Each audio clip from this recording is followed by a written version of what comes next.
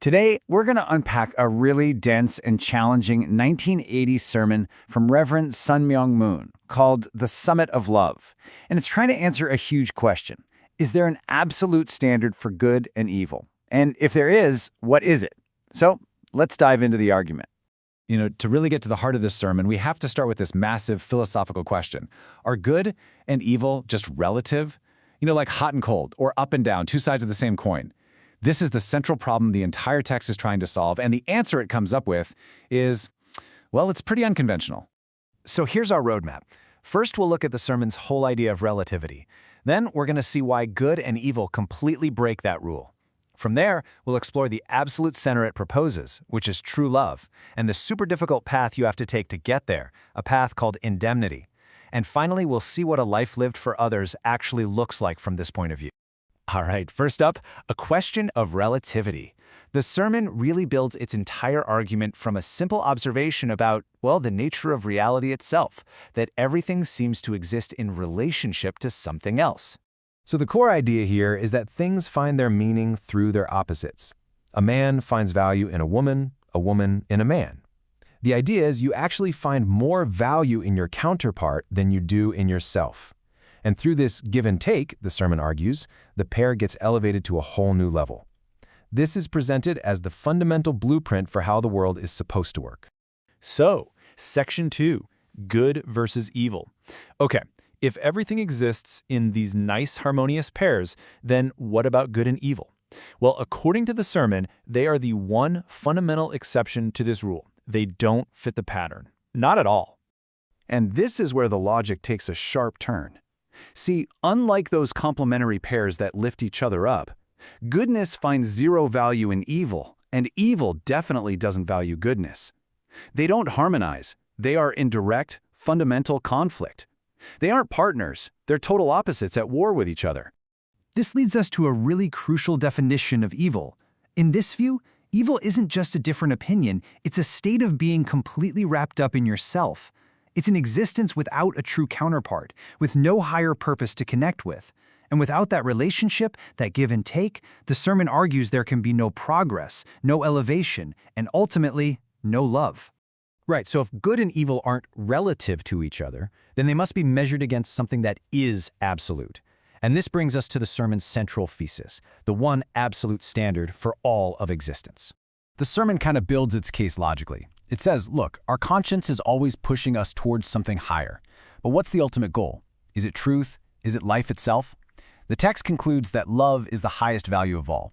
And the proof? A person would willingly, happily sacrifice their own life for someone they truly love. That puts love even higher than life on the list of what's important. And listen, this isn't some gentle, passive, Hallmark card kind of love. This quote shows just how intense and all-consuming this concept of love is. It's described as a force so powerful it can override everything else, a goal that you are driven crazily and blindly towards. It's framed as the single force holding creation together, despite all its problems. This kind of love is also presented as having a very practical, transformative effect. According to the sermon, love is the secret ingredient that makes things true. A person with a loving heart has a true life. A career you pursue for love becomes a true career. Without love, things are just ordinary, but with it, they get this quality of genuineness, of being real.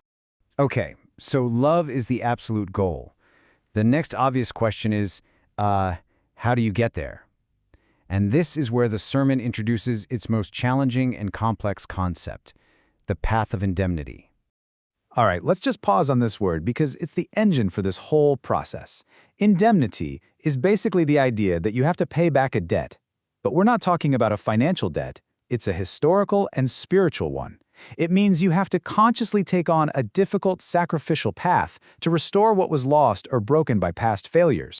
Now, to make this a little less abstract, the sermon uses a great analogy. Imagine a student who's just goofed off for years. To graduate on time, they can't just start studying like normal. No way. They have to pull all-nighters, study with an insane intensity, and basically make up for all that lost time in a short period. That intense, painful catch-up period, that's indemnity. So let's apply this to life.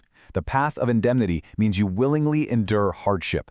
It means you don't complain when things are tough, because you understand that this suffering is actually paying off a historical debt, and it's clearing the way for you to finally reach that ultimate goal of true love. So, what does a person walking this really difficult path of indemnity actually look like? In this final section, we get to explore the sermon's vision for what it calls a life lived for others.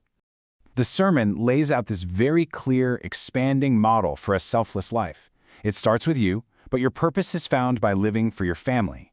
And then, the family's purpose is found by living for the nation. The nation's purpose is for the world, and the world's purpose is for God. Each level exists to serve the next bigger whole. It's a complete flip, a total inversion of a self-centered life. Now, to illustrate the absolute intensity of this selfless love, the sermon uses a deliberately shocking example. The focus here isn't the literal act, obviously, but the motivation behind it. The point is that this action is so incredibly unpleasant, it could never be done out of just duty or obligation. According to the sermon, the only force powerful enough to make someone do that is an overwhelming absolute love. So the ultimate takeaway is this: goodness isn't about being comfortable or happy in the way we usually think about it. A good person, in this framework, is someone who embraces a difficult life, who endures hardship for other people, and is driven mercilessly by that same intense, crazy love we were talking about earlier. And so we come full circle. The whole struggle, rejecting relativity, embracing hardship, living for others, it's all framed as this big upward climb. It's a journey, a race, toward one single destination, the highest possible peak, the summit of love. And that leaves us with a final and pretty challenging question to think about. Beyond all the theory and theology, what does it truly mean in your own life to live in a way where your own needs and your own wants are not the primary thing driving you?